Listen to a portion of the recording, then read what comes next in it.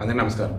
ఈరోజు ఆంధ్రప్రదేశ్ మాత్రమే కాకుండా యావత్తు భారతదేశం అంతా కూడా సగర్వంగా చెబుతూ ఉంది, అమరావతి అనే ఒక నగరం రూపుదిద్దుకోబోతోంది. అమరావతి అనేది ఆంధ్రప్రదేశ్ రాజధాని. అమరావతి అన్నది అజరామరం.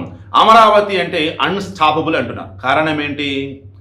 రాష్ట్రపతి గారి ఆమోద ముద్ర పొందిన తర్వాత, దట్ మీన్స్ సంతకం చేసిన తర్వాత కేంద్ర న్యాయశాఖ ఒక గెజెట్ విడుదల చేసింది. ఆ గెజెట్లో స్పష్టంగా చెప్పారు, 2024 జూన్ 2 నుంచే అమరావతి రాజధానిగా ఆంధ్రప్రదేశ్ ఉంటుంది అని. మీకు బాగా గుర్తుంటే పునర్విభజన చట్టం గుర్తుంది కదా, దాని ప్రకారం ఏంటి, తెలంగాణకి హైదరాబాద్ రాజధానిగా ఏర్పాటవుతుంది, ఆంధ్రప్రదేశ్కి కొత్త రాజధాని అనేది ఉంటుంది అని చెప్పేసి అన్నారు.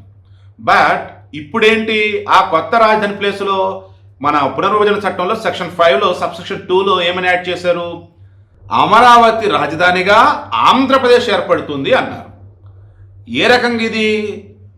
పార్లమెంటులో, లోక్సభలో, రాజ్యసభలో 2014కి ముందు అన్ని పార్టీల వాళ్ళు చర్చలు జరిపి ఆంధ్రప్రదేశ్ని 2 రాష్ట్రాలుగా విభజిస్తున్న సమయంలో ఎక్కడైతే హైదరాబాద్ రాజధానిగా తెలంగాణ ఉంటుంది అన్నారో, ఆంధ్రప్రదేశ్ కూడా హైదరాబాద్ రాజధానిగా తాత్కాలిక రాజధానిగా 2024 వరకు ఉంటుందని అన్నారో, అందులో అమరావతి రాజధానిగా ఆంధ్రప్రదేశ్ ఏర్పడుతుంది అని చెప్పారు. ఇక దీనిని ఎవరన్నా మార్చగలరా అంటే ఎవరూ మార్చలేరు. ఇప్పుడు దీనివల్ల లాభం ఏంటి? కేంద్ర ప్రభుత్వ సంస్థలు ఉన్నాయే, అవన్నీ కూడా వాటి యొక్క ఆఫీసులని ఇక్కడ ఓపెన్ చేస్తాయి. దేశవ్యాప్తంగా ఉన్నటువంటి ఇండస్ట్రియలిస్టులు వచ్చేసి వాళ్ళ ఆఫీసులు ఓపెన్ చేస్తారు. ప్రపంచవ్యాప్తంగా ఉన్నటువంటి పెట్టుబడిదారులు ఎవరైతే ఉన్నారో, ఆంధ్రప్రదేశ్లో కొత్త రాజధానిగా అమరావతి రూపుదిద్దుకుంటుంది, అది పర్మనెంట్ రాజధాని అని చెప్పేసి పార్లమెంట్ సాక్షిగా చెప్పారు, గెజెట్ కూడా విడుదల చేశారు. ఇక అక్కడ అనగానే పెట్టుబడులు పెట్టినట్టయితే తక్కువ ఇన్వెస్ట్మెంట్తో బెస్ట్ లాభాలు పొందవచ్చు అండ్ భారీగా ప్రభుత్వం ప్రోత్సాహకాలు ఇస్తుంది, కాబట్టి అక్కడ పెట్టుబడులు పెడదామని చెప్పేసి డిసైడ్ అవుతారు. ఇలా వాళ్ళు డిసైడ్ అయ్యారు అంటే ఇక అమరావతి అభివృద్ధిని ఎవడు ఆపలేడు. ఆల్రెడీ ప్రపంచ బ్యాంకు డబ్బులు ఇస్తుంది, ఏషియన్ డెవలప్మెంట్ బ్యాంకు డబ్బులు ఇస్తున్నారు. ఈ డబ్బులు ఇచ్చినప్పుడు వాళ్ళకి ఏంటి, మొన్న మధ్య వరకు వైసీపీలు చెప్పింది, కొంతమంది పేటీఎం బ్యాచ్లు చెప్పింది, ఒరి బాబు ఆడొక రాజధాని ఏముందరా బాబు, అది ఉండదురా బాబు, డబ్బులు ఇవ్వదురా బాబు, ఇదే పాట. ఎవడ పడితే వాడు మెయిల్స్ పెట్టి, ఎవడ పడితే వాడు పోస్టులు పెట్టారు. ఇప్పుడు ఆయన పెట్టగలరా? అలా ఎవడైనా పెడితే వాడు లోపలేయచ్చు, ఎందుకంటే గెజెట్ విడుదలైంది. ఈ పాయింట్ నోట్ చేసుకోండి.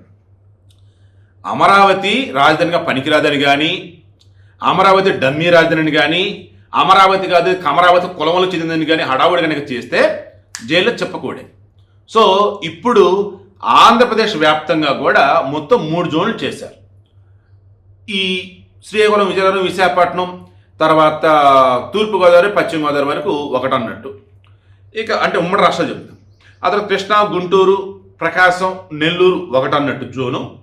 ఆ తర్వాత వచ్చి తిరుపతి జోన్ అన్నట్టు ఒకటి చేస్తున్నారు. రాయలసీమలో ఉన్నట్టు 4 జిల్లాలు ఉమ్మడిగా.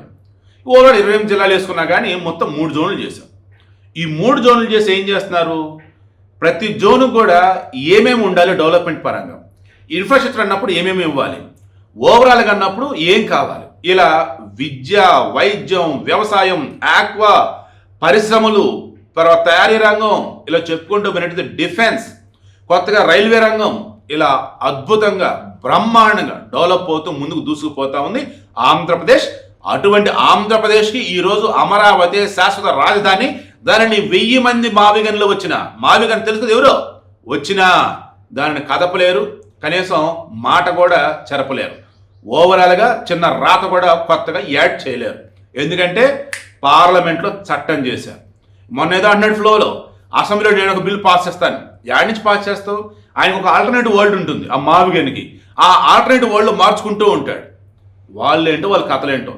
తెలుగు వారైతే గర్వంగా చెప్పండి, ఆంధ్రప్రదేశ్ రాజధాని అమరావతిని, ఈ అమరావతి శాశ్వతమని, అజరామరమని, అన్స్టాపబుల్ అని.